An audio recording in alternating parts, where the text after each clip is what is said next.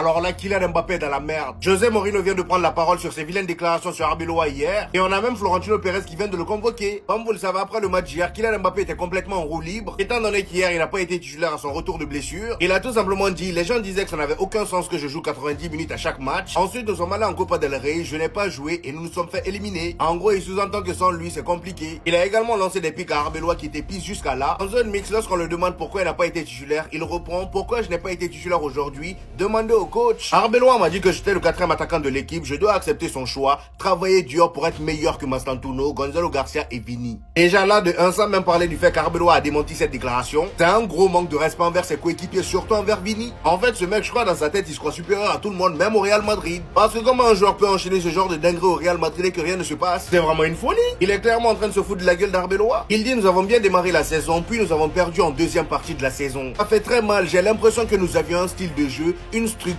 et que nous avons tout perdu. En gros, avec Xabi Alonso, on avait une structure, tout allait bien, et d'un coup, avec Arbeloa, tout est parti en vrille. Et ce matin, il y a un journaliste qui a demandé l'avis de José Mourinho sur la relation entre Kylian Mbappé et Arbeloa. Voici ce qu'il a répondu. Il dit, cela me fait de la peine parce que Arbeloa est un ami. Maintenant qu'il est l'entraîneur du Real Madrid, notre lien est encore plus fort. Je veux que les choses se passent bien pour lui. Être un joueur est toujours plus facile qu'être un entraîneur. Je sais pas vous, mais je sens que lui, à son arrivée, ça va être encore pire. Parce que lui, je pense pas qu'il va se taire face au manque de respect comme ce que Arbeloa a fait jusqu'à là. On nous dit même que Florentino Pérez a décidé de convoquer Kylian Mbappé à une réunion directe après ses dernières déclarations sur Arbeloa hier. Ils vont donc discuter pour clarifier tout ce qui s'est passé cette saison. Aïe, là, il a pris le club en otage, acceptons-le.